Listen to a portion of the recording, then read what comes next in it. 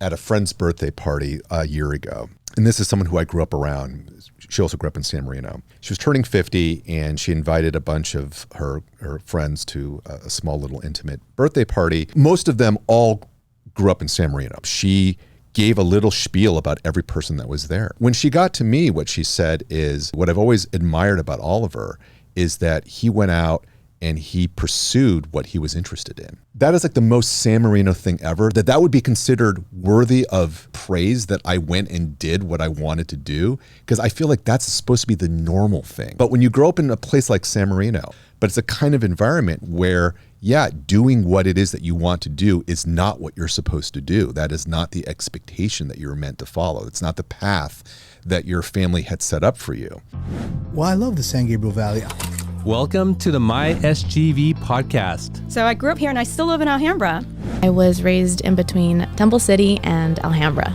Eventually resided in South San Gabriel. Our mission is to capture and share the stories of the people of the San Gabriel Valley. Monterey Park has pretty much been my whole life. Well, I'm proud to say that I was born and raised in the San Gabriel Valley. We believe our diversity is what makes the SGV great. And no matter where you are from, in the San Gabriel Valley, you will feel welcome.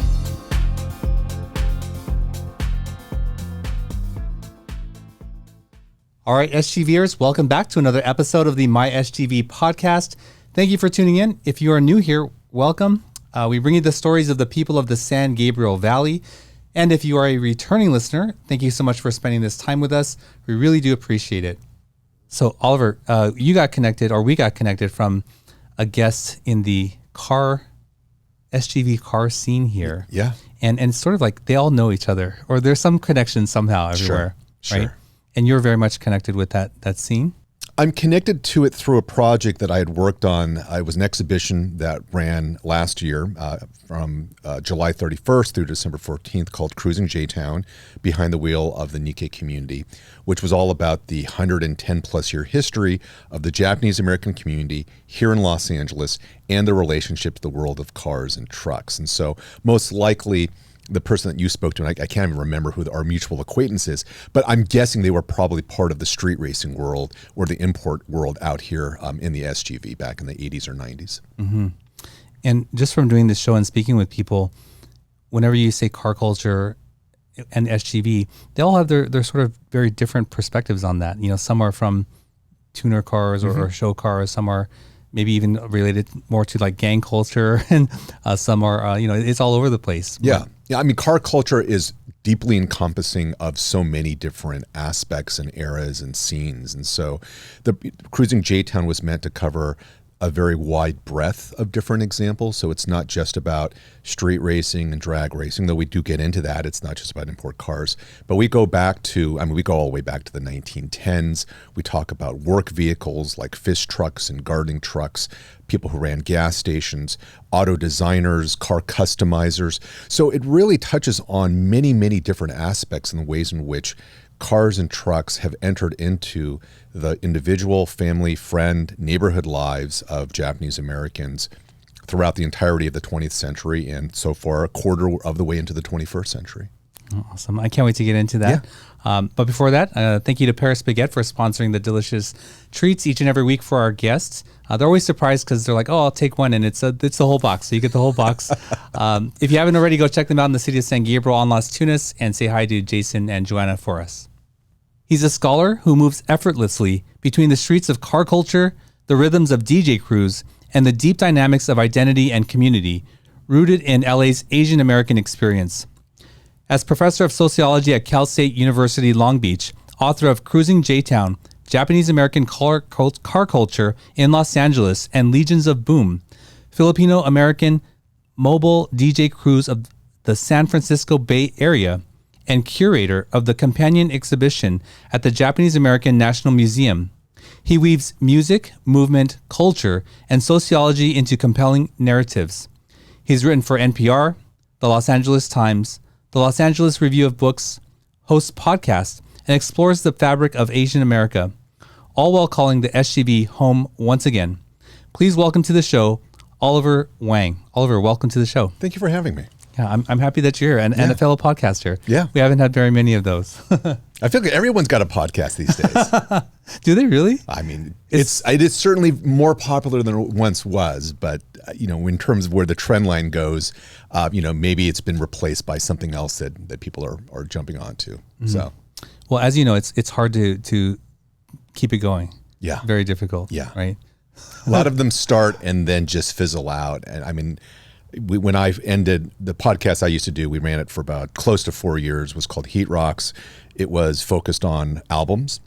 And we did it weekly, and it was great. But by the end, it was just exhausting. And we made a decision to formally put it on hiatus. So we had like a last kind of show. But there's so many other podcasts. You just sort of track their episodes, and it just stops without any announcement. It's just they just stop doing it, but never bothered to tell their listeners. And I mean, there's a massive graveyard of podcasts that have followed that particular trajectory. Yeah. I heard some numbers a while back, maybe 3 years ago, that on YouTube there's something like 100 million channels, right? Yeah. And on podcasts at that time, there was something like, I think around 1 million. But of that, 300,000 were active. And so they were sharing these numbers because people it's really hard to get into YouTube. It's not possible, but there's a bigger, right? Yeah. But that just shows you how difficult it is to stick with podcasting. Yeah, absolutely. So, well, Oliver, this is your show, and it's the SGV podcast. So, what is your connection to the San Gabriel Valley? So my family moved out here back in 1983 from San Diego. I was just about to start 5th grade. We originally moved for a year to Temple City. And then by the time I was about to start middle school, we ended up moving to San Marino. So I attended middle school and high school in San Marino. Left for the Bay Area, which is where I lived for the next 16 years. And then I've been back in the SGV since 2010. In a lot of ways, my wife and I ended up moving to South Pasadena for, not dissimilar reasons than I think my parents chose San Marino, which was that good schools. And for me, because I grew up out here, I knew the area. There was a familiarity with it. We had been previously living on the west side when we first came back from the Bay Area to LA. This was back in 2006. And I mean, I liked living out there. That it's cooler, like literally 10 degrees cooler. Mm. But we would come out here all the time to eat and see friends and family. And I think just because I did grow up in the shadows of the San Gabriel Mountains, there was that kind of familiarity where if we were able to find a place out here, which we were, it was not hard to convince me, at least, to remake this a home. And it's where we ended up raising my daughter. So she ended up growing up basically one town away from where I did. But if you had told me when I was in my 20s that I would end up back in the SGV, I just would have thought you were talking crazy. But enough time goes by, and I think rediscovering not just the San Gabriel Valley, but really just Los Angeles as a whole, as an adult, you just have a different relationship to a city, even if you grew up there. But rediscovering it and encountering it as an adult, I think, is a fundamentally different experience than growing up in it as an adolescent. At least for me, I just didn't have the kind of grand vision to be able to appreciate and take in what it was like to grow up here in the time in which I was doing it. It's in hindsight I can recognize, the importance of it, and hopefully how the SGV is shaping, both my daughter, her generation, and future generations who will come of age out here as well. I'm interested in a comment that you made about that you didn't think that you would come back here. Yeah. Why is that? Well, there's a few reasons. I mean, I definitely was very certain I would not end up back in San Marino, which is true. I did not end up back in San Marino, even if I'm a town away. We can get into that later in terms of the experiences of growing up in that very specific community. But I think a lot of it too was as a child of the suburbs. And so even though I didn't spend my entire, childhood growing up in the suburbs of LA, because I moved around a lot as a kid, but they were usually always in some kind of suburban area. I think moving up to the Bay Area, getting to know places like Oakland and San Francisco better in a way that I never really explored LA as a city. I just really, I think on some level, thought of myself as more of a city person. So the idea of moving into the suburbs or back to the suburbs just didn't seem like a particularly attractive not so much option, but it wasn't something that I was compelled by per se. And I think it's also, I wasn't really certain I would ever move back to LA either after leaving. I think, and this is not unusual, but I think, wherever you grow up, if you have the desire to experience some other place, once you leave home, so to say, you don't necessarily do so with the expectation that you're ever going to come back. And certainly for probably the first 10 years that I was gone, I don't think it really ever entered my mind that I would end up back in LA. Now that began to change by the early 2000s, and partly because of work and school, I started to come back down here more often. And that's when, as I was saying earlier, I had an opportunity to really begin experiencing LA differently than, through the eyes and experiences as an adult, young adult, but still an adult, that were very different than how I experienced it as a teenager. And I think it was at that point I realized, LA has much more to offer than I think I appreciated when I was younger. So by the time that I got an offer to come back here for work, I teach sociology at California State University, Long Beach. It's the job that brought me and my wife back to LA.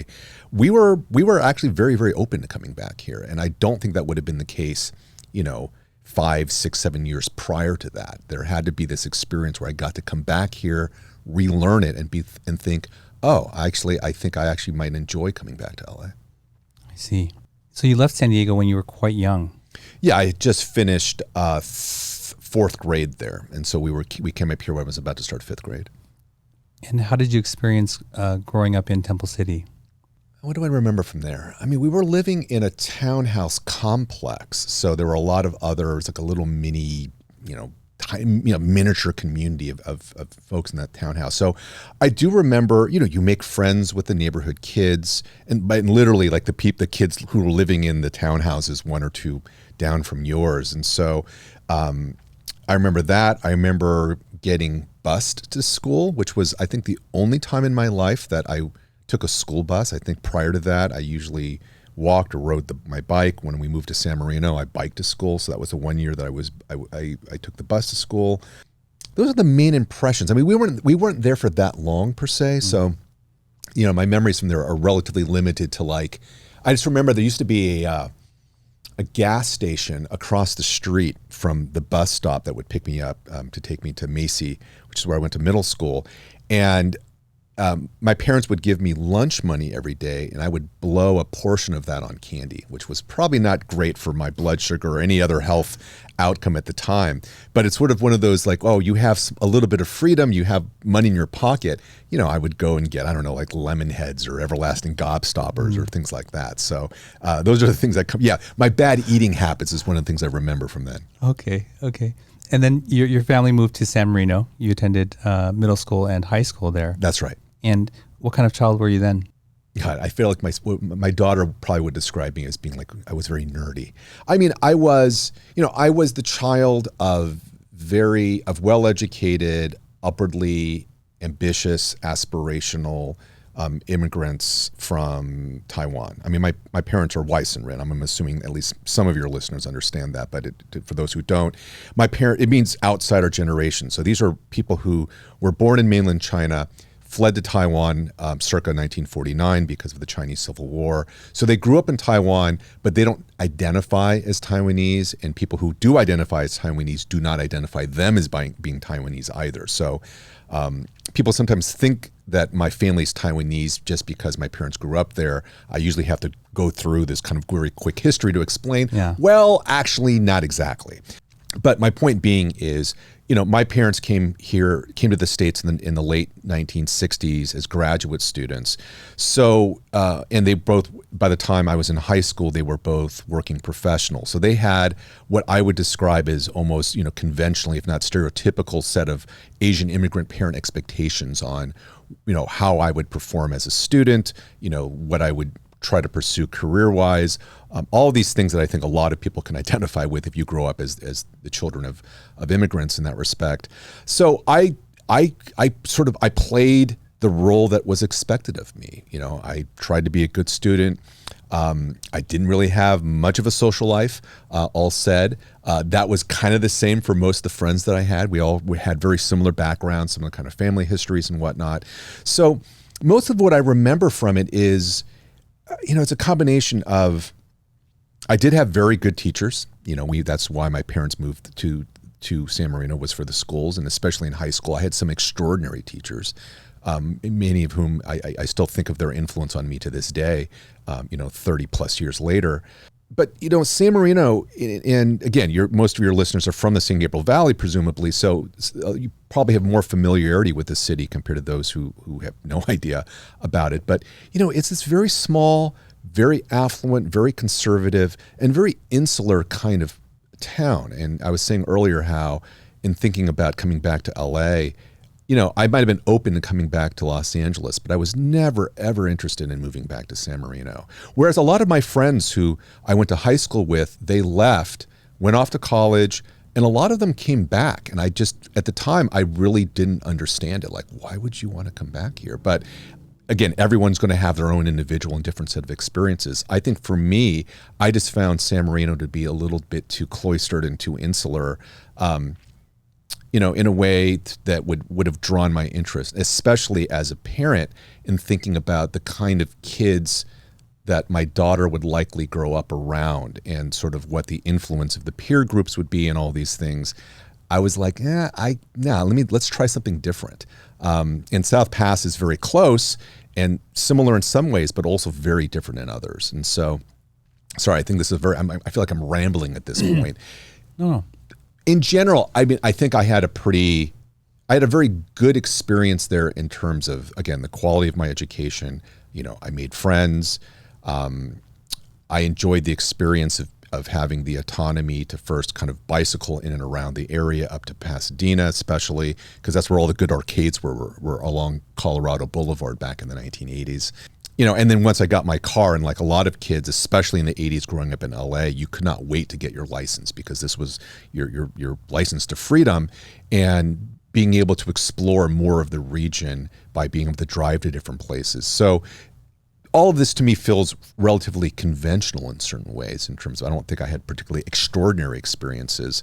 And on the whole, they were good experiences, but as I was saying earlier, maybe not to the point where I would look to replicate them by moving back to my hometown. Did you know who you were at that time?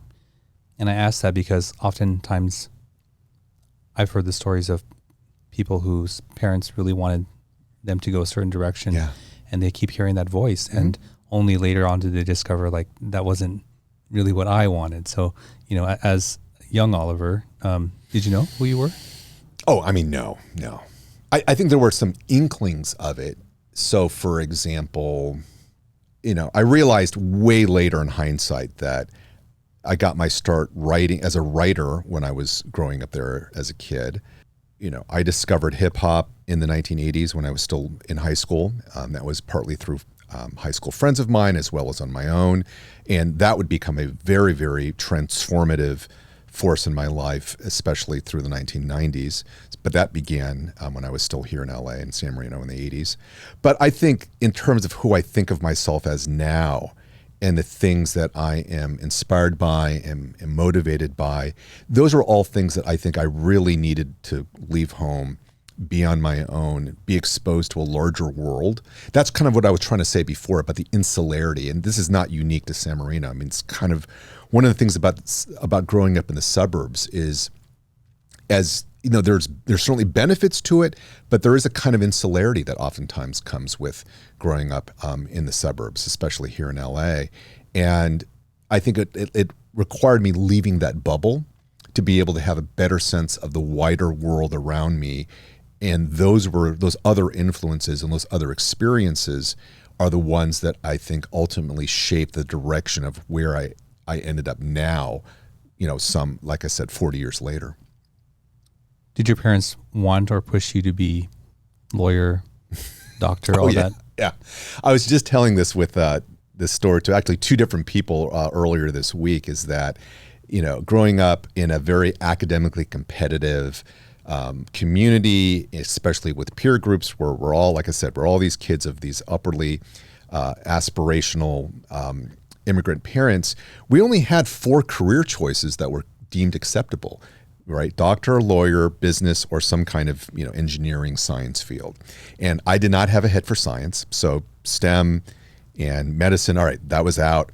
I had zero interest in business. So law in a lot of ways was my career choice as a young person by default, because it was the only thing left on the plate. And, I was argumentative. So my parents would say that I would make it a good attorney just because I like to argue. And LA Law was a big television show back on TV in the 1980s. And so it made being a lawyer seem very dramatic and very glamorous. So I went off to college thinking that I was going to be some kind of pre-law major and then go to law school and study constitutional law. I actually really wanted to be the first Asian American Chief Justice of the Supreme Court. That was my ambition at the time. Oh, okay. But keeping in mind, this was all stuff that I was thinking about in my teen years, like a sophomore in high school. I think this is when me and my friends figured out what our careers would be later, which again, thinking back in hindsight, is just absurd, especially when you only have 4 choices given to you.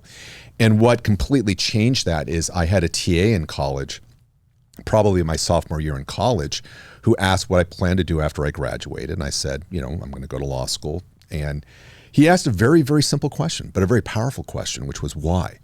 Like, what was my motivation? And in that moment, I realized, I didn't really have one. My explanation is it's because when I was, 13, 14 years old, me and my friends all decided what we were going to be when we grew up, and I chose law. That's not a motivation. That's not a real reason. Some people know what they want to do at that age, but I didn't know what I wanted to do. I just chose what was available to me in the limited imagination of it that I had. And once I got to the point where I realized, I don't actually have a reason to want to do this, is when I just realized, I don't want to go to law school. I don't want to go into law. And it's when I pivoted to pursuing academia instead. And I never, I identify very strongly as a writer in terms of the work that I do. Writing is very central to all of it. I identify with that probably even more strongly than I do as an academic or as a professor, even though that's my day job and has been for close to 20 years now. But that period of my life in the 90s, being away from home, being in college, is where all of these things kind of opened up for me to be able to understand, this is what actually I'm interested in. This is what's motivating me. This is where I would like to be able to take my life in terms of directionally. And I have to say, I've been incredibly privileged and lucky to have been able to do most of those things that I had set out to do in my 20s. By the time I was in my 40s, I was able to have become, in response to your question, like the person that I became, I was able to kind of, pursue and manifest those things by the time I reached, the end of my 30s. Writing, as I am learning about it now in my 40s, is such a creative process. Did you have a lot of creative outlets when you were growing up at this time, where you could express yourself creatively? No. Wow. Have you ever reflected on that? And because I feel like we are all very creative, right, in some aspect. And to get that out somehow is a very natural thing, right? So did you have, you didn't have any creative outlets? Not at that age, no. I think, I learned to be a good writer through high school, and I think my parents hired me a couple of writing tutors. And so I'm actually very thankful for that, because I became, I think, at minimum, a competent writer in terms of my mechanics and all those things by the time I was in college. But I did not have, I think, a lot of outlets for creative expression at that age when I was in high school as a teenager. Those are really things that I think I discovered much more once I got into my early 20s through music, through writing, through DJing, and any number of other things. I think it might have been very different if I had grown up in an era in which, young people today, including seeing my own daughter. My daughter's 20 now. But, she would have grown up in an age of things like podcasting, like blogging, like social media posting, like YouTube channels. So the tools to be creative are far more accessible now. People can, and people certainly do, debate about what the quality of those things are. But if what you want is the ability to find multiple ways of expressing your creative impulses and identities, there are so many more ways to do it now than would have existed for me or for anyone like me back then.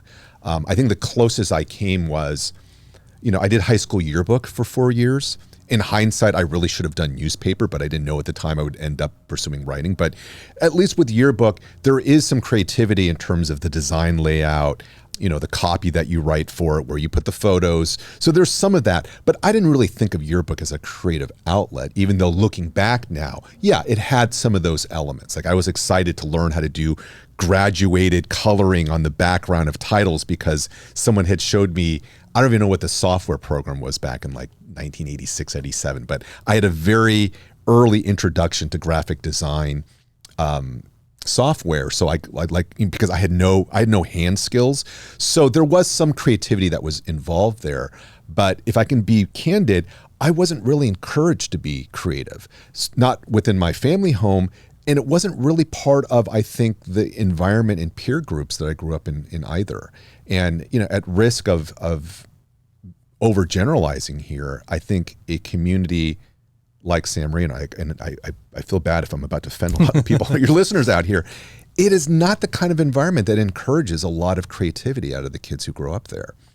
It's very rare. I mean, I do run into people who also grew up in San Marino from time to time, but I think about like the people that I grew up around, my high school friends and classmates, and a lot of them, I mean, they all pursued very kind of like respectable forms of good education and good careers. So, if I need to find someone, if I need to find a really good optometrist or someone, like I can go to my high school network and I can probably find a professional like that.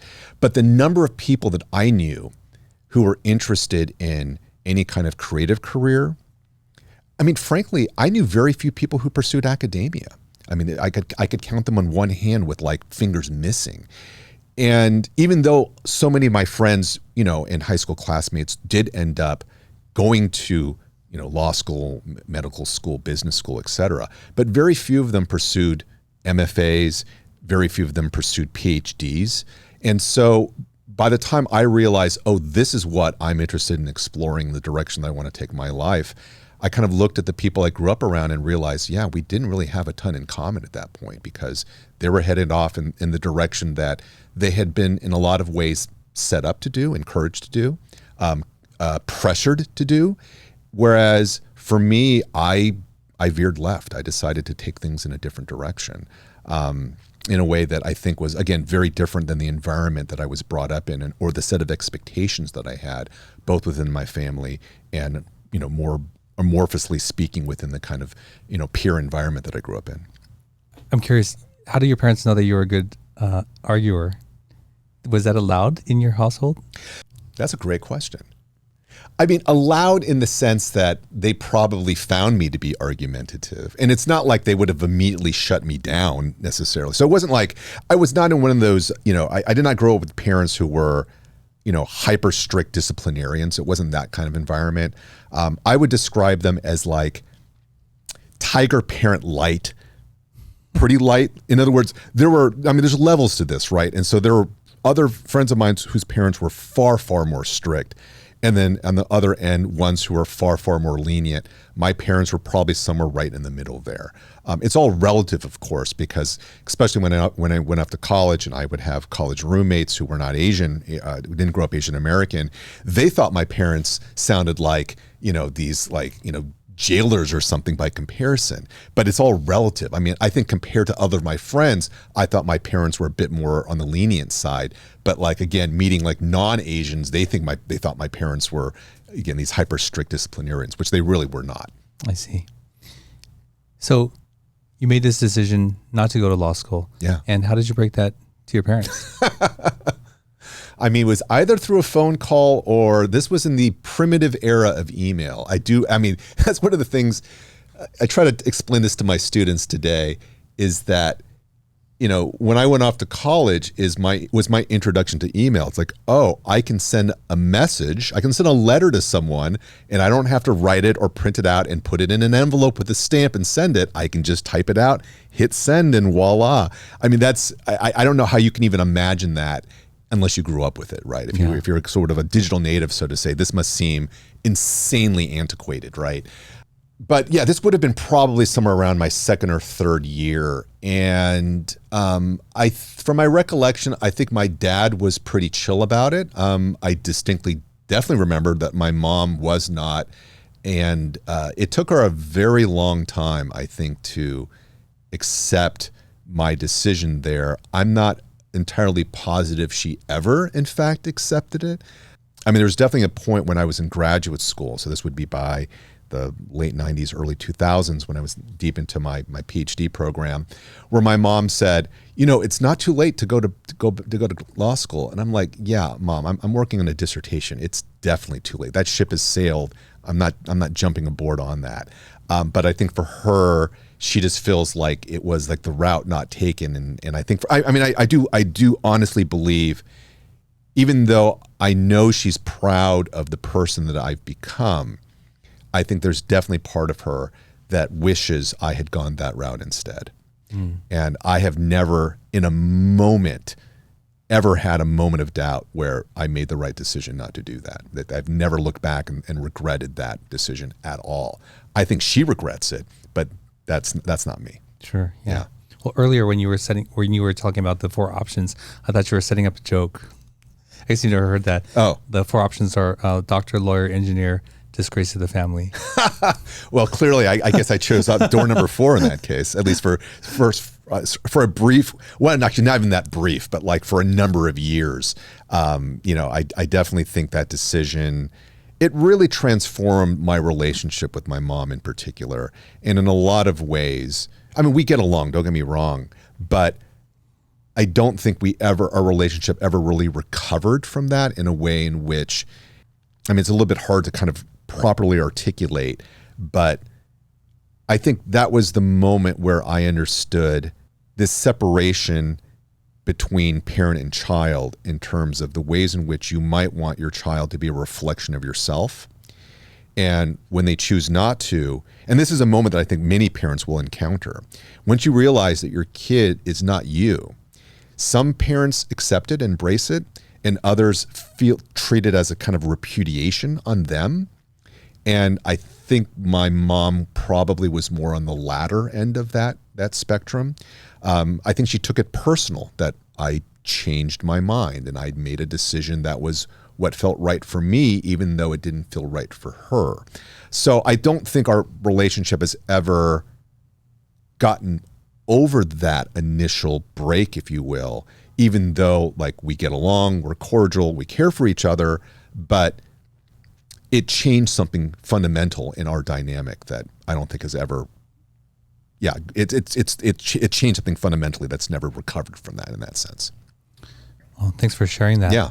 I'm intentionally pressing into that specific moment because that is, in my opinion, and on the show, the moment where the trajectory of people's lives really change. Yeah. And sometimes that happens at 12, sometimes at 13, 16, 18, and sometimes never. And sometimes that realization is happening in the guest's mind in their moment that they're following a path that is not really theirs.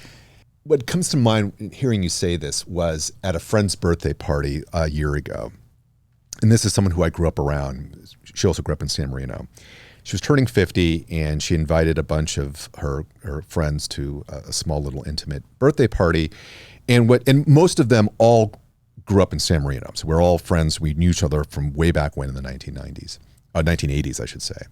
And so she went down, because it wasn't a very big group. She gave a little spiel about every person that was there. And when she got to me, what she said is, what I'm paraphrasing, but basically what I've always admired about Oliver is that he went out and he pursued what he was interested in. And I just thought in the moment, that is like the most San Marino thing ever, that would be considered worthy that'd be worthy of praise that I went and did what I wanted to do, because I feel like that's supposed to be the normal thing. Absolutely. But when you grow up in a place like San Marino, and it's not just San Marino, I feel like I have friends from Cupertino, friends from Cerritos, friends from different places in New York, etc. It's a kind of environment. It's not unique to here, but it's a kind of environment where, doing what it is that you want to do is not what you're supposed to do. That is not the expectation that you're meant to follow. It's not the path that your family had set up for you. And for me, because as I said earlier, because I veered left from that, and I ended up, I pursued the things that were compelling to me, where my curiosities lied. For my friend going back to high school, this felt extraordinary to her, whereas I'm thinking that should be the norm. This should not be worthy of like pointing out, But I get it because of the environment that we grew up in. Yeah, that is considered to be somewhat extraordinary. That I did what it is that I followed the things that interested me. Yeah. And I think that the more compliant you are as a teenager and into your adulthood, the harder it becomes to separate from that expectation, right? So you were describing a very compliant childhood. That's why I was like, wow, how was it when you delivered that news, right? Because in their mind, they already have probably your whole life imagined it in their mind. So how did you land on what you wanted to do for your dissertation? So my dissertation, which ended up becoming my first book, which you mentioned in the intro, it's called Legions of Boom. It's about Filipino-American mobile disc jockey crews of the San Francisco Bay Area. So how I got there, I had to go, quite a few years back. So I was introduced to hip hop through a junior high school friend of mine. This is back in 1986. Shout out to Joe Man Wang. And Joe Man gave me a cassette tape that had, on one side, he had dubbed Run DMC's License to Ill on it. And then Raising Hell. And on the flip side, it was the Beastie Boys album, License to Ill. So that was the A-B side. And I had never heard any music like this before. And because I was young and I was ignorant and I didn't understand the notion of like a musical genre, I loved that cassette tape. I played it to death. But I didn't realize that if I had wanted to hear other music like this, I could go to a record store and say, hey, show me your rap music or hip hop section. I just didn't realize that there was anything else like this. It was just I just treated it as this kind of unique artifact of music. And it really took me probably another, 2 or 3 years until I realized, there is a musical genre known as hip hop, and that if I enjoy what this music sounds like, I can find other artists and other recordings like that. It really wasn't until 1989 where I discovered De La Soul's 3 Feet High and Rising, their debut album, that was the album that became my gateway into hip hop. And ironically, and again, I'm saying this for all your SGV listeners, I discovered De La Soul not through hip hop radio, but through K-Rock, which is the modern rock station here in LA. It has been for years and years and years, because De La Soul was considered alternative hip hop. And because of that, as an alternative rock station or alternative music station, K-Rock would program De La Soul. So I heard De La through K-Rock, and because I liked those songs, I went to Moby Disc, which was a record store in East Pasadena, bought the album 3 Feet High and Rising, and I say this with no exaggeration, that album changed my life, because it's the album that got me interested in hip hop music and hip hop culture. And then a year later, I went off to college. I was taking Asian American studies classes, African American studies classes, sociology classes. All of these things combined with hip hop's political and cultural era of the early 90s. These things all fundamentally reshaped my thinking, my politics, my ideologies, my interest in doing research and writing papers, my interest in just writing as craft, and my interest in becoming a DJ. So that by the end of the 1990s, which is by that time I was in graduate school pursuing a PhD in ethnic studies at Berkeley, which is where I went to undergraduate. By that point, I'd already been a DJ for probably about, 5 or 6 years. I had started doing college radio at Berkeley. Then I went into doing like conventional DJing, doing gigs and whatnot. And during this time in the Bay Area, there were all of these world-class Filipino-American hip-hop DJs who were considered the best in the world. Like not even arguably the best in the world, like inarguably everyone understood this globally. The best DJs in the world, hip hop DJs in the world, they're all Filipino Americans from the Bay. And like a lot of people, especially as a fellow Asian American, you're naturally curious, like why Filipino Americans? Like what's going on with that? And as a music journalist, I had the opportunity to interview people from this community of DJs, learn their stories, learn about their histories. And one of the things that I learned from them as a journalist was that a lot of them, before they became scratch DJs, turntablists would be the other term that would have arose. They all got their start in the 1980s in high school doing school dances, doing weddings, birthday parties, graduation parties, debuts, which is basically like the Filipino equivalent of a quinceañera. It's where they got their training, was just as these high school DJs. But within this party scene that in the Bay Area was massive, it was generational. In other words, if you were a Filipino kid growing up in the Bay Area in the 1980s, whether you were a DJ or not, you knew about the scene. It was in every high school, every neighborhood. The kids down your block would be having garage parties because it was, I mean, we're talking about at least, 100 plus DJ crews came and went over the duration of a 10, 15 year period. So these were the things that I was beginning to learn about as a journalist. And because I was interested in Asian American popular culture as a scholar, starting as early as in my undergraduate years, as I was writing papers about Asian Americans in hip hop, Asian Americans, jazz musicians, I was already immersed in that world. It was very easy to then channel that into my graduate work. And when it came time to have to pick a dissertation topic, originally I thought what I was going to do was write it would have been a massively ambitious and kind of impossibly ambitious dissertation topic that was about the history of Asian American popular music, where each chapter would be focusing on a different era or a different genre. So there would have been a chapter about Asian Americans in jazz. There would have been a chapter about Filipino American hip hop DJs. There would have been a chapter about, Asian American folk musicians. And my college advisor, Michael Omi, I want to give a shout out to him because I actually just sent a copy of the Cruising J-Town book to him today. He's the one who took a look at my proposal and in essence said, this is great. It's way too ambitious. You're biting off way more than you have either time to chew or really the necessity to chew. Like you don't need to go here right now. Take one of those chapters, make that your dissertation. And he said, honestly, like I've read stuff about the jazz musicians and I've read stuff about the folk musicians. The Filipino hip hop DJ thing, that's really interesting to me. Maybe you should think about that. And so with that kind of nudge, that's what I ended up doing. And in a lot of ways, it really prepared me for, as we were talking earlier, the Cruising J-Town project around Japanese American car culture. I took a lot of those lessons that I learned, 20 plus years ago in graduate school and was able to apply this in a very similar way to a different topic, but it's still very much grounded in documenting, learning about, and sharing community stories that are around the creative, expressive energies of Asian Americans. That's so fascinating. I've never heard of that culture until now. Yeah. But to say that something is the best in the world, that's pretty incredible. I mean, to name specifics, right? DJ Qbert, Mixmaster Mike, Apollo, Disc, Shortcut. If you were a hip hop DJ in the 1990s, you would have known these names, right? And these are just the Bay Area folks, because there's a whole contingent of Filipino American DJs from the Southern California area, especially Cerritos and Oxnard.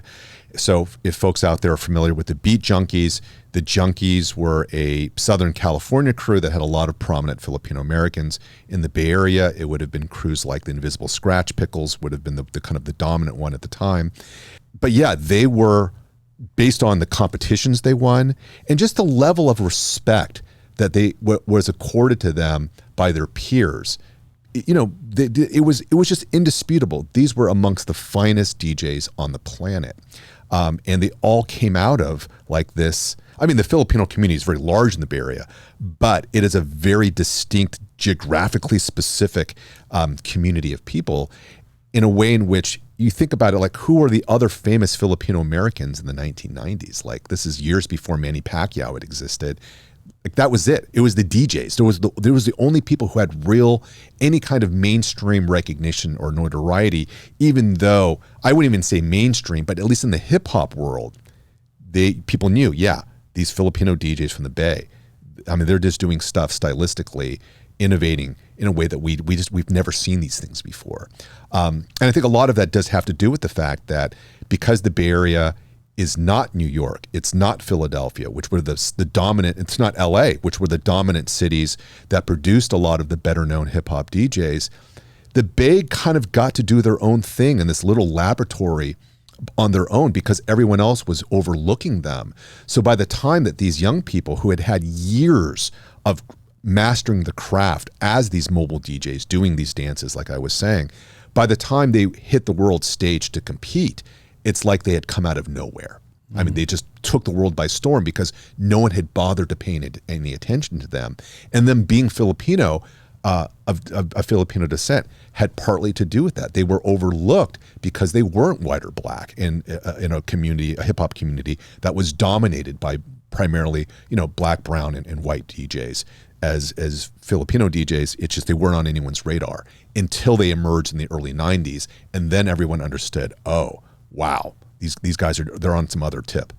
And just to paint a picture of what DJing was like back then versus now, they must have been coming in with like boxes of milk crates and vinyl records. And I mean, that's the amazing thing about learning about their history, especially back in high school, is that these kids, I mean, they were kids and they were doing incredibly innovative stylistic things, but also the kind of work ethic, the kind of ingenuity that went into designing your own light displays, right? How to put together, people shared with me their schematics for their DJ setups. And so they would graph them all out. So they knew the proportions and all these things.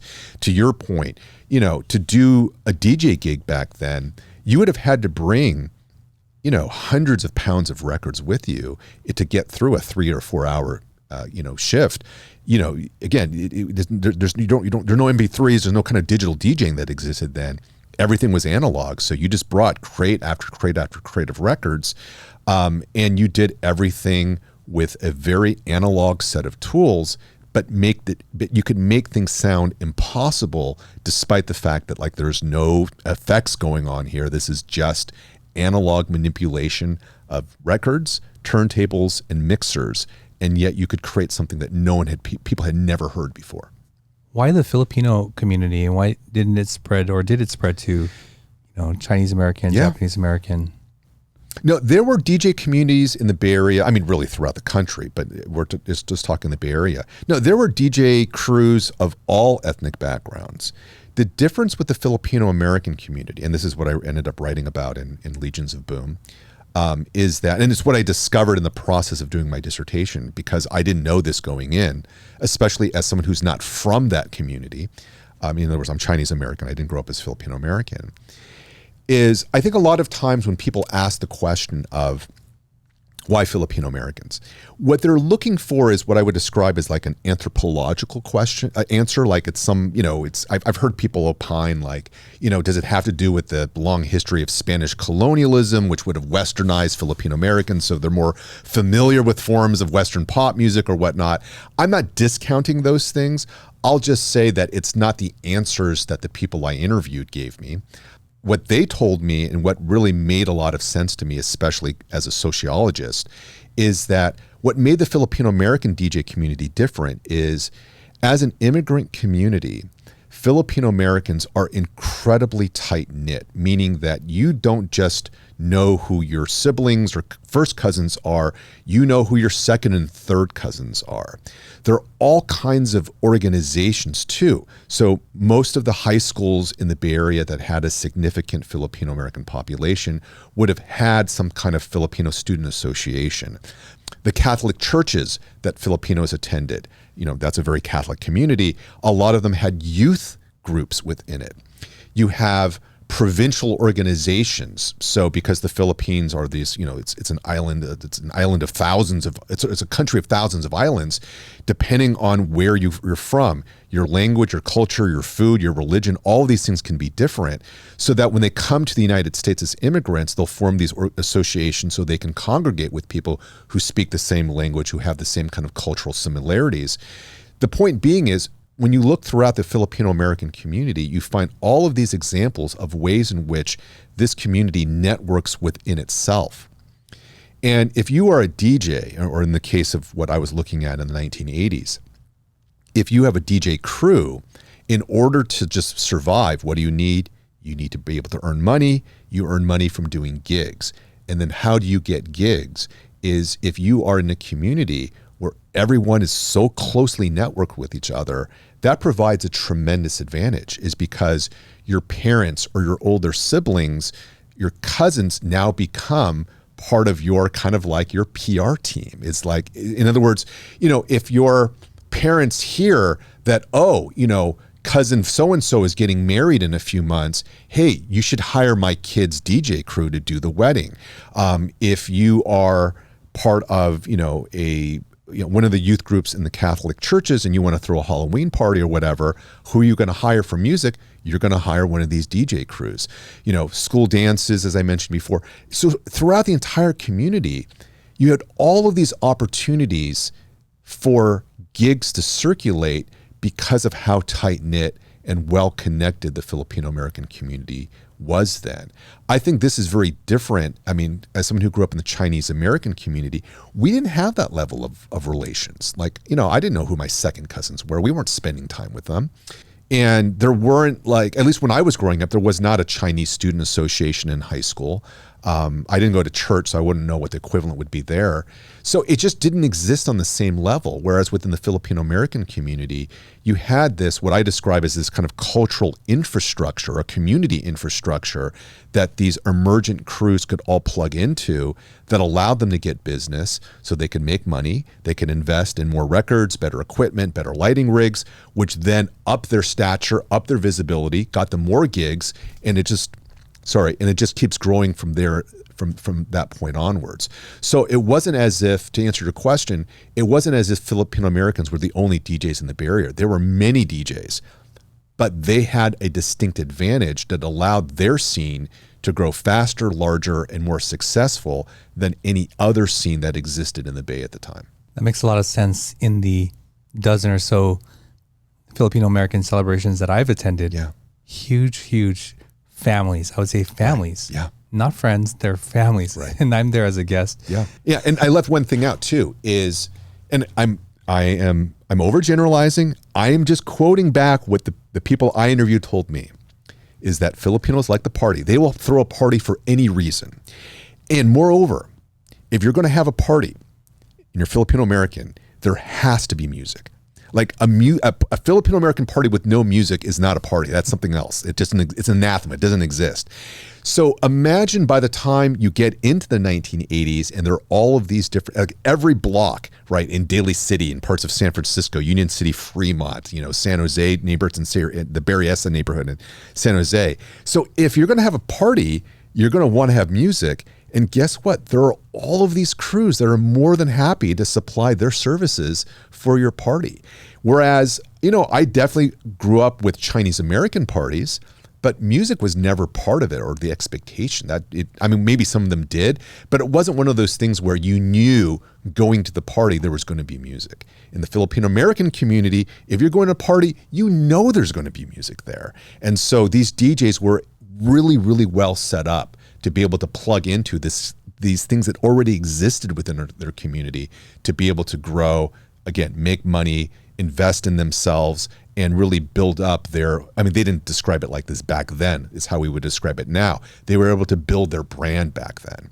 And so you have these kind of star DJ crews, Spintronic, Unique Musique, Images Incorporated, Ultimate Creations, Unlimited Sounds. I'm just thinking all the ones that come off the top of my head. But these people had reputations. They had notoriety within the community. Now I just see that their experience level is far and beyond the person practicing at home or in their garage or in their room. Actually doing a party is going to give you vastly more experience. Yeah. Trial by fire. Yeah. Right. And oh my gosh. Yeah. And they're probably exponentially 10 times more than your average DJ, right? Again, sounds like. Yeah, because you have a lot more opportunities. You're practicing all the time, because if you're gigging all the time, you want to practice. You want to make sure your skills stay sharp. You want to make sure you're up on the latest records.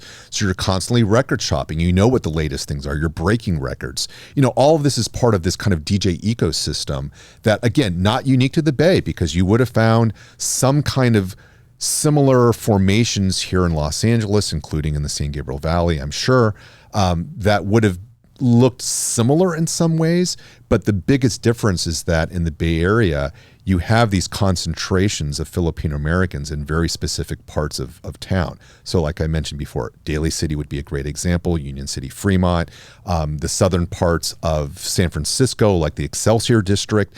These were places where a lot of Filipino American families all lived and congregated and formed communities within, which allowed them to have like this party scene that could be exclusively Filipino. Whereas when I interviewed people from the LA area who grew up Filipino American in places like Cerritos, they had very robust parties as well, but their parties usually were very multicultural. They were not strictly just Filipino American because demographically, they didn't really have that same kind of intense population concentration in specific neighborhoods in the same way. So I can't remember who specifically told me this, but it was someone who grew up in Southern California, Filipino American DJ down here. They never went to an all Filipino party until they went up to the Bay Area. And they were like, you can do all Filipino parties? Like it just would not have existed here because they didn't have the numbers concentrated in the same way versus the communities in the Bay Area. It was just a different kind of geographic dispersal and community formation that existed there. You're obviously very knowledgeable and also very passionate about this. I can see it just exuding from you. I mean, even though it's a topic that I first started, my first interviews were probably back in like 2000, 2001. So we're talking like 25 years ago. What ultimately compels me, it's really the stories.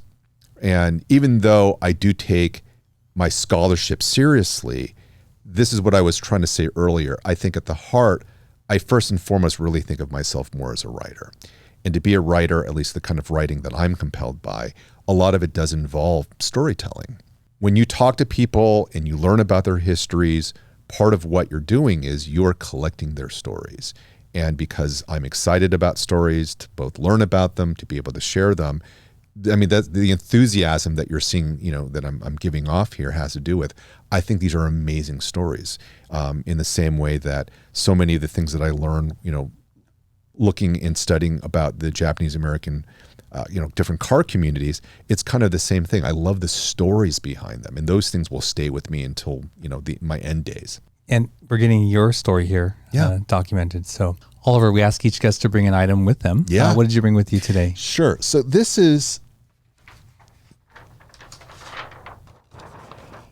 it's what's known as a negative plate in the newspaper industry, at least back in the 1980s. And so this is Second Impact. And I wish there was a date on here. I was looking at this a little bit earlier. I didn't find a date on it. But Second Impact was an English language page that was part of a Taiwanese American newspaper published here in the San Gabriel Valley. In fact, I think as I was driving on my way out here from South Pasadena, I think I actually passed by the block that their press headquarters used to be about. The newspaper was called Pacific Journal. I don't think it's around anymore, but it was a Chinese language newspaper back then. And I had a couple of friends in high school who worked for the paper. And specifically, they put together this English language page in what was otherwise a Chinese language newspaper. And the name Second Impact was all about second generation Chinese and Taiwanese Americans, which is the community of kids that I grew up around in San Marino. So they invited me to help work on this single page. They call it the Second Impact insert. I had completely forgotten that I had worked on this until this is maybe about, just a few years ago, is my parents had kept a bunch of posters that I had in college. So it must have been a case where I'd come back from the dorms and had brought back all of my stuff from college and I was storing it in my room. My parents left LA, I think circa 1992 or 93 my dad got relocated back east to Charlotte, North Carolina. So they just ended up packing up a lot of my stuff that would have been in my room and taking it with them. And I had just forgotten that had happened. And it wasn't until just a few years ago where they're like, oh, we just got all this stuff back from storage. Do you want it back? So I'm going through this and it's like my college dorm posters, which was cool because a lot of them were from hip hop bands I loved back in the early 90s. I'm like, oh, I have a Tribe Called Quest poster now. I have a De La Soul poster. It's great. But this was in there. So I clearly had stashed it in there. I had completely forgotten about it. And normally when I describe my writing career, I usually peg it to 1994, which is when I first started writing as a freelancer for, it was an Asian American newspaper published out of San Francisco called Asian Week. And I had a column in there. But technically, Second Impact is, and this is the article that I have here. It's called the Stereotyping of America. I reread it. I'm not even going to bother to summarize it. It was not a particularly well-written piece, but, in my defense, I was probably, 15, 16 at the time. It was a bit argumentative, so maybe it spoke to the reasons why my parents thought I should go to law school. But I realized, wow, I was already doing freelance writing as a teenager. And like I said, I had completely forgotten about this part of it. But my roots as a writer, even though I think of it as starting in the Bay Area after college, technically they started when I was in high school here in the San Gabriel Valley. So I thought this would be very apropos for being on your podcast. Yeah, awesome. Thank you for bringing that in. Yeah. It's going to be hard to show up on camera. But yeah, because it is a negative, unfortunately. Yeah. But it's called Second Impact, Pacific Journal. And really cool. I think Ted Way Jr., whose younger sister Glenna was my cousin's high school girlfriend. And I think that's kind of how I got in with this particular people working on the paper at the time. Most of them, they were all Taiwanese Americans. So I was probably the lone Weissenren kid that was, invited into the mix to help work on this. Okay. Well, Oliver, we're going to get more into your story and what you're working on now. Sure. But let's take a quick break and we'll be right back. Sometimes, even the best of us can slip up.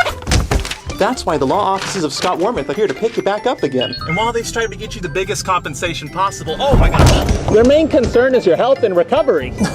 They work closely with doctors and insurance companies to make sure you get the proper medical treatment. Initial consultations are free, so give them a call. At the law offices of Scott Wormuth, we're with you all the way.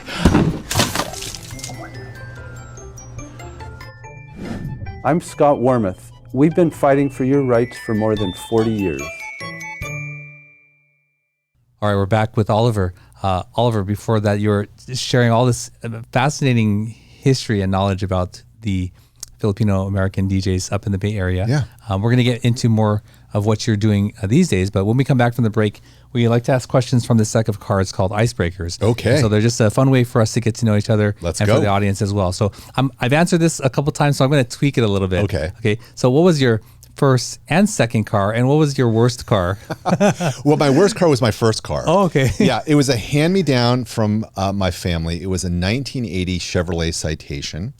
For those unfamiliar with the Citation, I like the joke. It's as if Chevy looked at how badly the Ford Pinto had performed and decided to challenge themselves to come up with an even worse car. I mean, it's widely considered one of the worst vehicles that Chevrolet ever produced. But I didn't know that at the time. All I knew it was my car. It was the car that I got to drive. But I mean, looking back, it was a 4-speed. It was incredibly underpowered. The worst part, at least for a music person, is it only had an AM radio with a single speaker, which was in the center above the dash. And somehow I managed to blow that out at some point so that the only way that I could listen to music in the car is I had to bring, a portable tape recorder, like a boombox, and then play it off of there. But I mostly have very fond memories of the car simply because it was my car. So I got to drive it wherever I wanted to, even if it was not by any stretch of the imagination a particularly good car. Okay, then what was your second car? Second car, also a hand-me-down. It was my father's old, I think it was a 1990 Honda Accord, or maybe it was in the late 80s. I had that car for a long period of time. In fact, I only got rid of it once my future wife and I, this is when she was now pregnant with our daughter, we moved in together. This was in 2004. So I had that Accord from probably about 1993 until 04. Put way over 100,000 miles on it. It got me through a lot. Like I have I have relatively fond memories of it, but it was in that era where car manufacturers had experimented with those auto seat belts where it was on a track. Yeah. And, you don't see them on cars anymore because manufacturers realize it was a cute idea. It just, people don't like it. That's one of the main things I remember is just that auto seat belt. There's a sound to it too, right? Like, yeah. And especially in the Bay Area, that car got broken into, seriously got broken into more times than I can remember. I've had my car battery out of that car stolen twice. Like, who steals a car battery, Stereos stolen, windows broken. So yeah, that car it got me through a lot of different years, but I have deep affection for it just because it was the car that I had for the longest period of time up into that point in my life. Okay, awesome. Yeah. My car, the first one was the 86 Corolla. Okay. The 4AGE. Okay.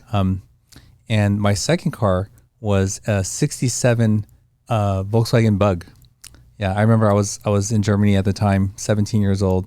This guy runs in to the motor pool. He's like, hey, he wants to buy a car for $250. And we all looked at him like, are you serious? He's like, yeah, brought it home. My wife's like, you can't keep this. I need to sell it right now. Okay. I said, sure, I'll take it.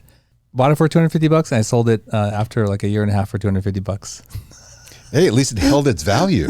There you go. Well, actually, it was a classic, so I wish I would have shipped it over. Right? Yeah. Yeah. So yeah. Iconic. Yeah. Yeah. Yeah. So, if you're watching or listening, what was your first and second car? Let us know in the comments. So, Oliver, talk to us about this other project that you've worked on. Yeah. So, Cruising J-Town looks at, as I mentioned earlier, 100 plus years of Japanese American history here in Los Angeles, and the very diverse, myriad ways in which JAs have been parts of different kinds of Southern California car scenes since really the earliest days of car culture in Los Angeles. So going back to the early 20th century. And the reason I got interested in this, because I'm not a car person. That's kind of the great irony. Like, I spent 9 years of my life working on a museum exhibition and companion book looking at this, but it's not because I grew up in any of these car scenes, but because I grew up in the SUV in the 1980s, one of the things that I just could observe, every weekend night is all of these lowered Hondas and Integras with their tinted windows and HKS decals on the side. They were all being driven by people who look like me, right? Looked like me and my friends, or Asian Americans.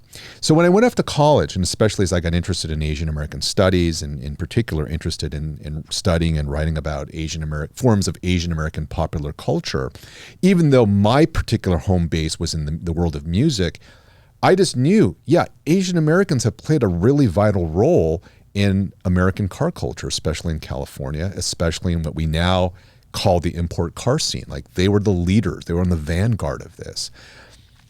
But it really struck me and surprised me that this was not stuff that I was reading about in my classes. It was not things that were being taught to me, even though as a form of culture, it's not like, it's underground in a certain sense, but it's also literally out in the streets. It's not hidden anywhere. You don't have to go searching for it. Like, it's just there. You can hear it.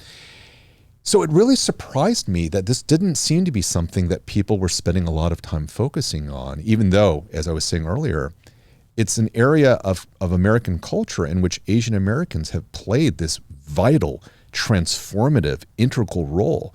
So where were the books on this? Where were the documentaries? Where were the dissertations, so forth and so on? And this bothered me for years. It bothered me all throughout graduate school when I was working on the aforementioned Filipino American DJ project. But I just kept thinking, like, how come no one's doing stuff around Asian Americans in cars? This just seems like such a no-brainer. It seemed so obvious to me. I just couldn't believe no one was doing anything around it. But I just kept assuming, well, at some point, someone will, right? It has to be. It's going to be inevitable. But years then turned into decades. And for me, this came to a head in 2016 when I was talking with an old friend of mine. We knew each other from Berkeley, as we both came out of Asian American Studies at Cal together, Hua Shu. And this is 9 years. So actually, by the time people listen to this, it'll be like 10 years ago, or close to 10 years ago. But back in 2016, in the summer of 2016, I was talking with Hua. And I was just once again saying, I can't believe no one's published a book on Asian Americans in cars yet. Like, what the heck? Like, what's going on there?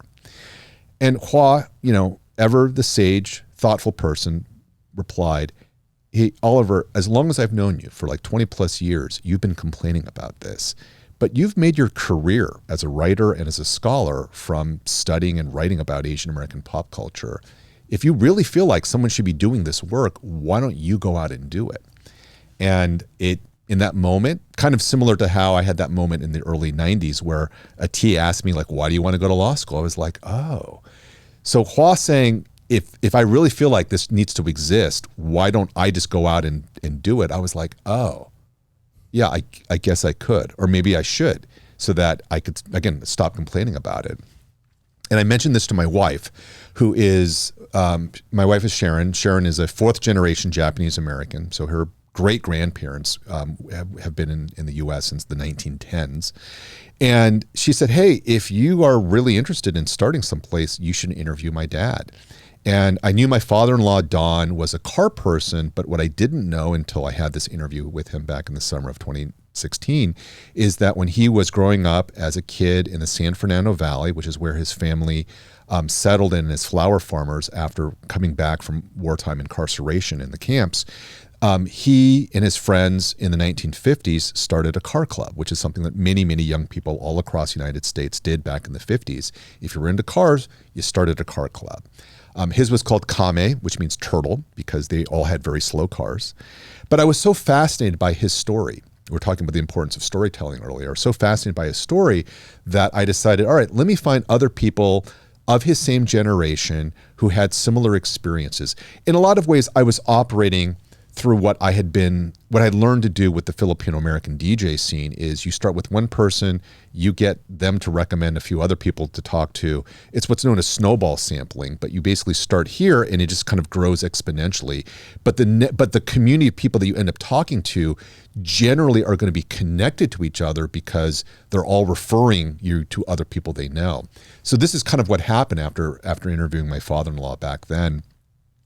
So then by 2018, I had done a handful of interviews, enough that I felt I was ready to write about this. So I wrote a small article about the Japanese American car clubs of the 1950s and early 60s for Discover Nikkei, which is the newsletter published by the Japanese American National Museum here in Little Tokyo in downtown Los Angeles, JANM for short. And in 2018, later that year, by complete coincidence and independent of the work that I was doing, the museum had come up with a decision to do a car-related exhibition on their own. And because I had written this one article about this tiny sliver of this much larger history, I think they probably just felt like, well, this guy seems to know something about this. Why don't we see if he would be interested in curating this exhibition? And because I never curated before and I try to leave myself open to new experiences and learning new things all the time, I said yes, having zero idea what it was that I was about to get myself in for. But starting then, we lost 2 years because of the pandemic, but really since 2022, at the very beginning of that year, I spent the next 4 years we ended up interviewing over 100 people through 90 oral history interviews. I put together a museum exhibition that was up at the Mullen Gallery, which is part of the ArtCenter College of Design, their South Campus in Pasadena. That was up for about 6 months last year. And I published the companion book that you mentioned the title earlier, Cruising J-Town, Japanese American Car Culture in Los Angeles, which I can now say is the first book ever published about Asian Americans in cars. I really wish it didn't take until 2025 for someone to have done so. Someone should have done one much, much earlier. On the flip side, if they had done that, I wouldn't have had anything to complain about, which means I probably would never have gone down that road myself, so to say. So the absence of it provided me with an opportunity.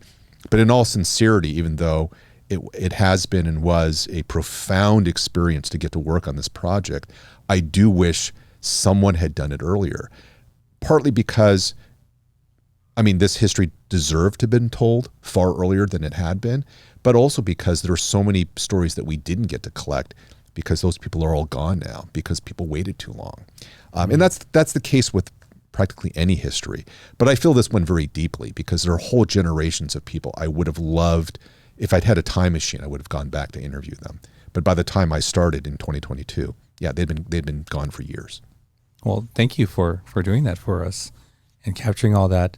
In your 100 or so interviews, was there one that stood out in any meaningful way to you? I mean, one of my favorite people, and I'm going to keep this SGV, right, is one of the, I describe her as a super contributor, Nadine Sachiko Shu. That's her married name. And she grew up in Arcadia.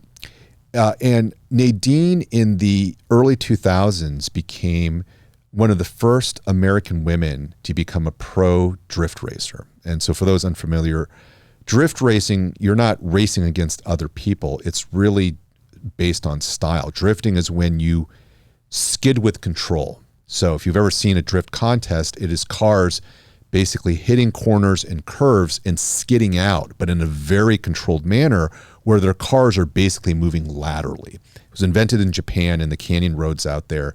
It came to the US in the early 2000s. And a lot of Japanese immigrants and Japanese Americans in LA were amongst the ambassadors to help drifting take off here in the US. Nadine was pretty much there at the ground floor. She ended up, again, becoming a pro drifter herself. And I would say even more important, she created the first all-women's drifting team, which was called Drifting Pretty. She founded it about 20 years ago because she wanted to find a way to encourage more women to enter into the motorsports craft.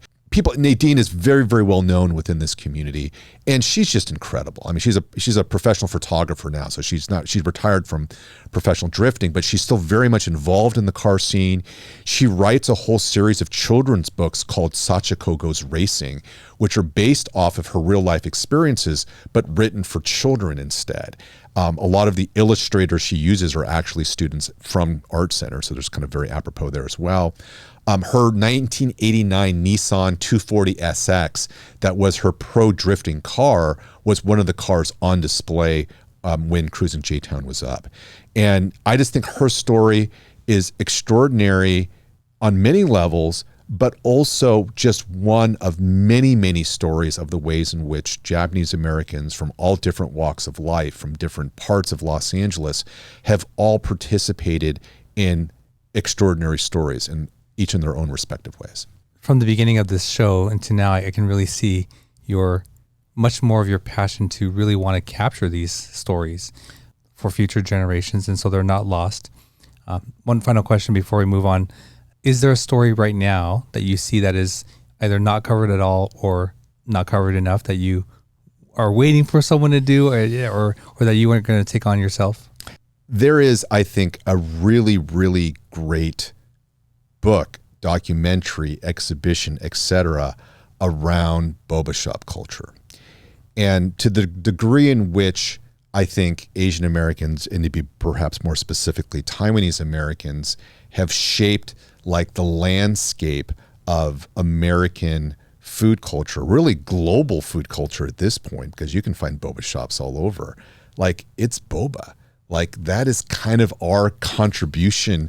I'm using our a bit generously, but I mean, it's one of the few things where I think you can really identify as being such a distinct invention that is now proliferated and become a staple in so many communities and neighborhoods across, I mean, obviously across the San Gabriel Valley. I mean, you basically will trip and fall over three boba shops on Valley Boulevard or in Garvey. But that is something where it is a distinctly, I think, unmistakably, inarguably, Taiwanese creation. And it's become, so many boba shops have become centers for congregation for Asian American young people. Not just now. I mean, I'm talking about for the last, 20 years or so.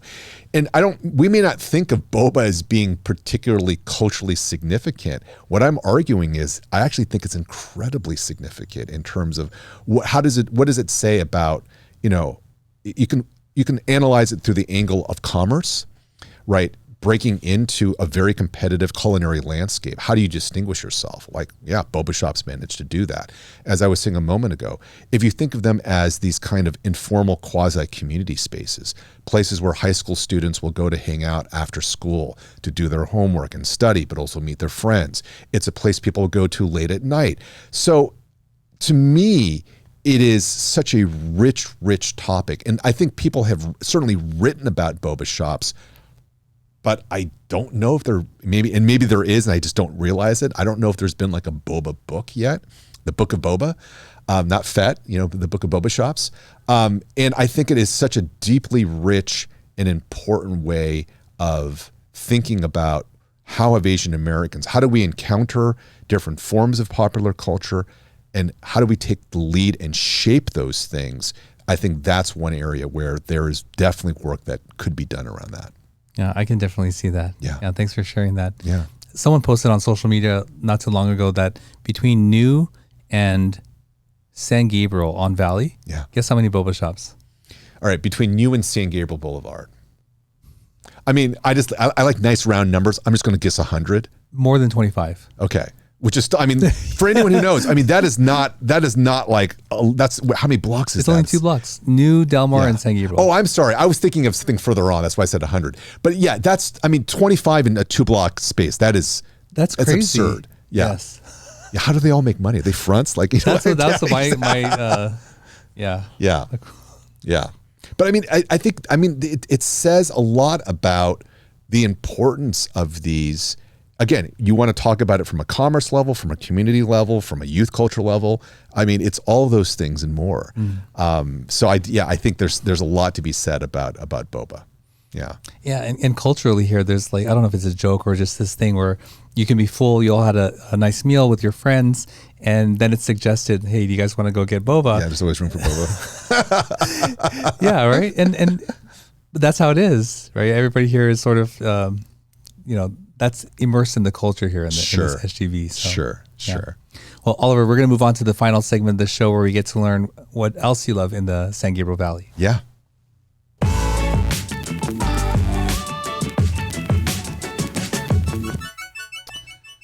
So, Oliver, this is what we call the SGV3. Yes. And we want to know prepped. Yes. Your 3 favorite places to eat here. So, what would be number 1? Not number 1, but no order. Sure. Yeah, I know. I mean, this was hard to come up with. I love and hate lists like this. I get asked like, what are your, top 3, top 5 albums or artists? And I mean, I think like many people coming up with everything but the last one is easier. It's the last one that you're sort of like, oh no, I only have one more choice left. So I think number 1, and I'm going to go OG here. I got to give a shout out to Golden Deli. Speaking of New, right? And on New and Main Street, right? Technically, I guess it's in San Gabriel, not Alhambra. It's kind of right close on the border. But Golden Deli is a Vietnamese-American pho shop that was around when I was a kid. So I grew up going there in the 1980s. My mom would take me all the time. So it both has longevity. But on the one hand, if I'm being honest, I don't think that they necessarily make the best version of any dish there except for the imperial rolls. I have yet to find another Vietnamese place that does imperial rolls as good as Golden Deli, and I've tried them everywhere. But like their pho is not like my favorite pho, like their banh mi is not my favorite banh mi, their rice plates, so forth and so on. But what they do is they're incredibly consistent. They have been for decades. And I think that's partly a product of the fact is they run one of the most efficient restaurant operations that I know of. Like it is clockwork in there, including during the pandemic when a lot of restaurants had to kind of pivot unexpectedly to, do pickups and deliveries, whatever. Like Golden Deli, it's like they turned on a dime and they just had it down. So it's a place where, if my wife and I don't feel like cooking or we want to get food for me and my parents or sisters, like Golden Deli is an easy choice because we're all going to like it. It's affordable. It's efficient. It's easy to go there, pick it up and then bounce. So Golden Deli's got to be my number 1.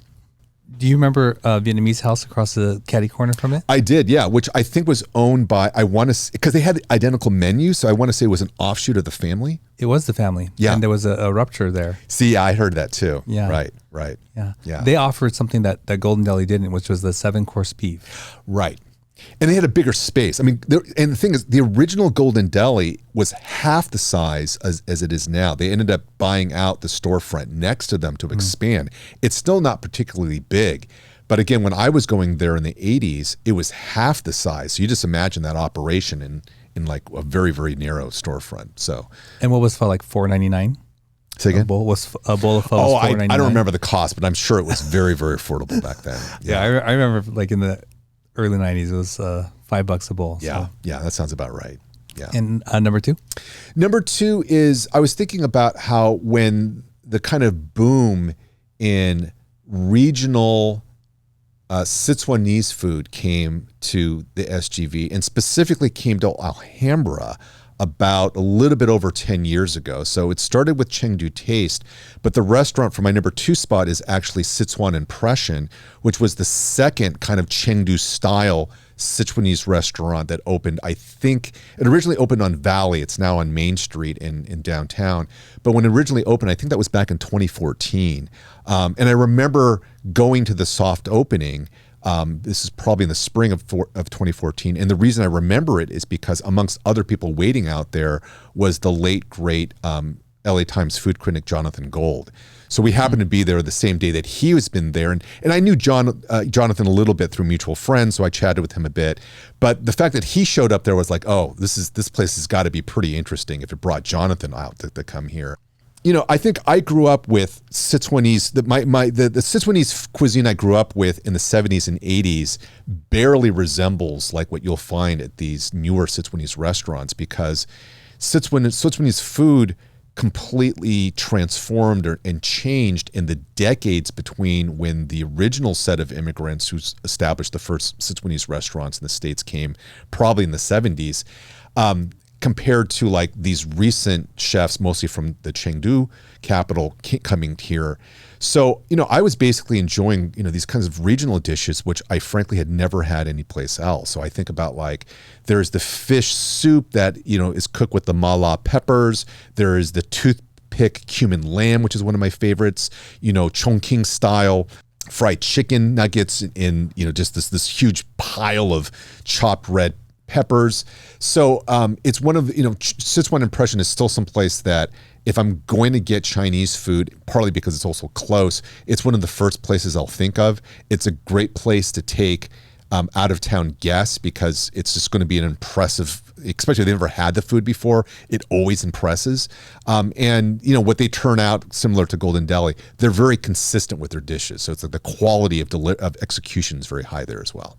Oh, I've never been there, but I want to go there now. Okay. A former guest said that when they have out-of-towners come in who are not familiar with the San Gabriel Valley, and they ask them, you know, what kind of food are you interested in? And they say Chinese. Yeah. How difficult that is to respond to. Yeah. Yeah. For me, I'm like, okay, so what kind of Chinese? You know, like what region are we talking about? You know, what's your spice tolerance? That's going to factor into, you know, and so, yeah, there are all these kind of micro decisions one can make. I mean, it's sort of like asking people like, what kind of Mexican food do you want? And, you know, we're in a golden age of like regional Mexican cuisine in LA. So you can't, it's not that easy to answer, because it kind of depends, right? Yeah. And the third place? Third place is, and this was kind of tough to come up with, but it's in Temple City. It's called Agu's Kitchen. And I think it originally started in El Monte, but then it moved to Temple City, I think maybe around 2019. It's run by this husband and wife, and I don't remember who. One of them is from Shanghai originally, one of them is from Taiwan. So their menu is this hybrid of their respective kind of cultural upbringings. And so it's kind of this hodgepodge where, and I don't remember off the top what their main Taiwanese dishes are. I really love their execution on any number of dishes that I associate more with Shanghainese cuisine. Like they do a stellar version of deep fried seaweed fish, for example.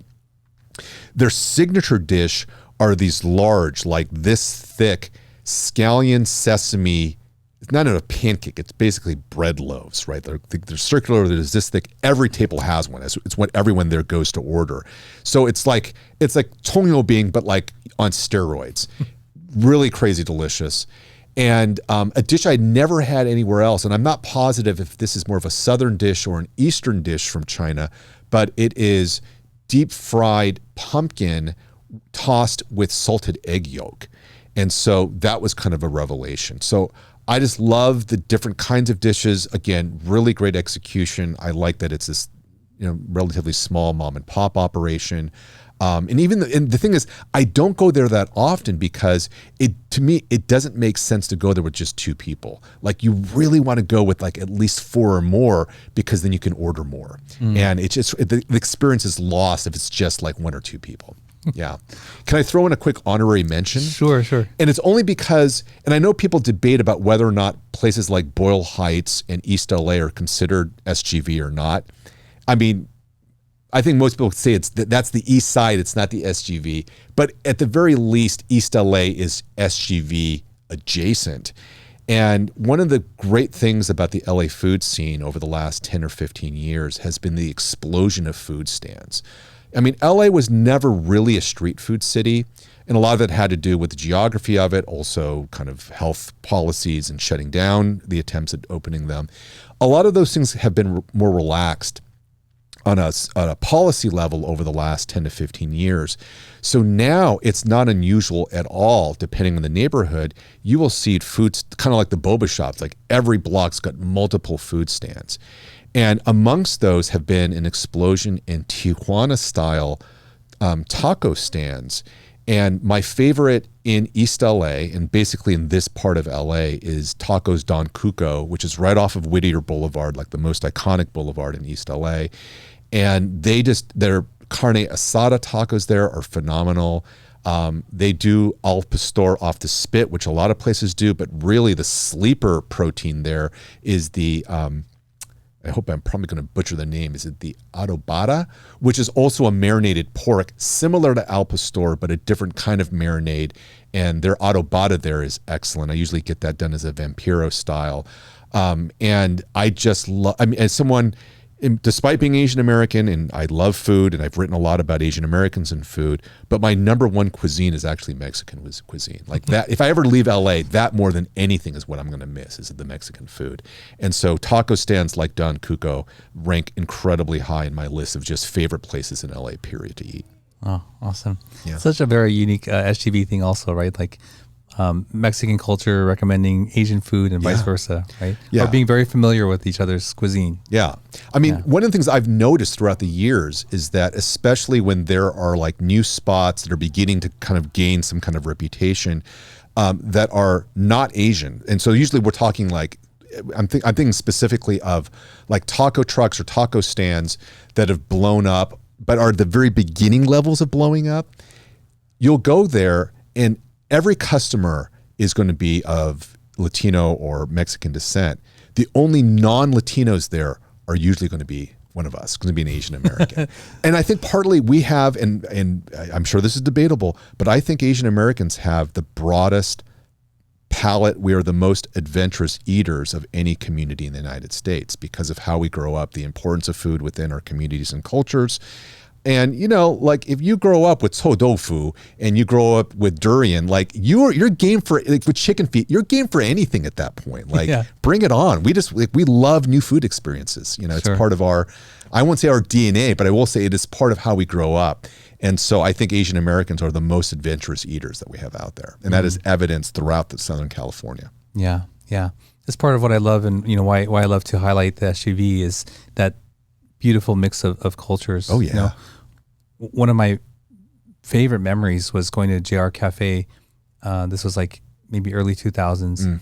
I went there for lunch and I sat down and they were having their workers' meal, right? 3 Mexicans, three Asians come out there. They throw all this like hardcore Asian food and they're all chowing down. No one's saying a word, but they're all eating with chopsticks. Yeah. And I was like, that's so awesome. Right. That's freaking awesome right there. Right. Right. Well, Oliver, thank you so much for sharing your SGV3 and your stories with us. Yeah, my pleasure. If people want to connect with you or maybe get some of your books, what's the best way to do that? So let's see. On Instagram, you can find me at Soul Sides. That's SOUL, so like soul music, Sides, SIDES. I have my own website, though. I have not updated it in the longest, so it really needs an overhaul, but that's at Oliver Wang, or actually technically it should be Oliver Wang, I guess, pronunciation-wise, but spelled oliverwang.net. And if you just pop in my name in Google, even though there is some competition from other Oliver Wangs out there, most of all the initial results will be stuff that I've worked on, just because as a journalist and as a writer, the SEO out there just likes me because I've just create a lot of content online. So you can just pop in my name on Google and you'll find a lot of my stuff there. Awesome. Yeah.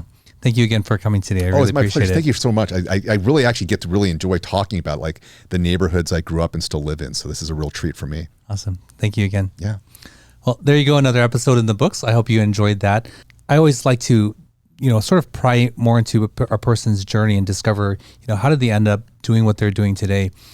Again, you saw the pivot of a person pursuing something and then really going after what they were passionate about. And that's been a common thread in the stories that we share here. Just in hearing him speak about these cultures and what made them either successful or popular or what held them together, and discovering that. But not only that, like caring enough to realize that this needed to be documented and shared. That's what I got from this conversation with Oliver. And that was really meaningful, or is very meaningful and important to him as a person. So I hope you enjoyed this or got something from this episode.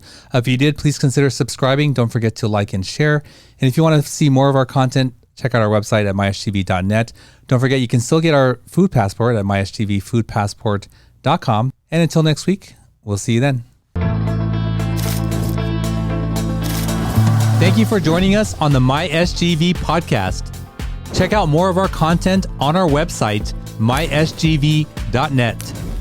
This show was produced by Scott Wormuth, directed by Russell Mano, edited by Victoria Allers, and original music by Yone OG. If you'd like to join us next week as we capture and share more stories from our diverse community, feel welcome. Nice mother. No, kind of mother.